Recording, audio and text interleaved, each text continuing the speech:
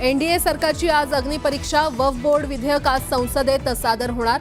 लोकसभेत गदारोळ होण्याची शक्यता.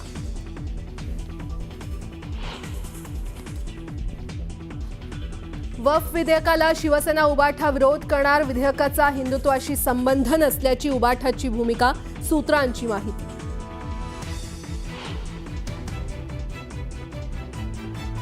वक्फ विधेयकाला शरद पवारांची राष्ट्रवादी विरोध करणार. लोकसभेत राष्ट्रवादी शरद पवार पक्षाकडून निलेश लंके तर राज्यसभेत फौजिया खान मांडणार बाजू.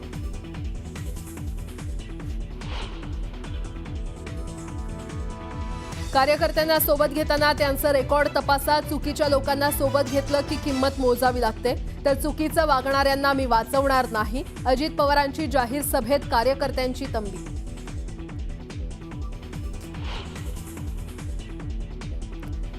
आईबापाच्या आणि चुलत्याच्या कृपेनं बरं चाललंय, तर हार फुलं काहीही देऊ नका, फक्त प्रेम द्या. अजित पवारांचं कार्यकर्त्यांना मिश्कील आवाहन.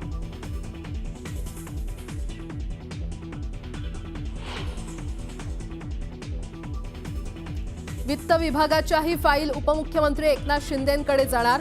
दोन्ही उपमुख्यमंत्र्यांना फाईल्सबाबत समान अधिकार देत मुख्यमंत्र्यांनी काढला तोडगा.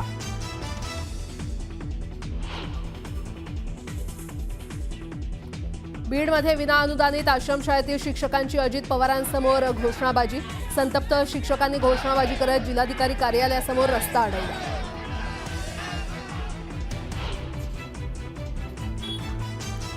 त्र्यंबकेश्वरमध्ये चारा विकणाऱ्या महिलांकडून भाविकांची भर दिवसा लूट. एका जुडीऐवजी 20 जुड्या देत पर्यटकांवर दादागिरी करत लूट करत असल्याचा प्रकार उघड.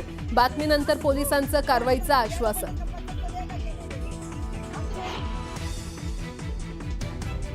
पुणे शहरात पुन्हा कोयता गँगची दहशत. येरवडा पोलीस स्टेशनच्या हद्दीतील अनेक घरांवर कोयत्यानं वार. परिसरात भीतीचं वातावरण.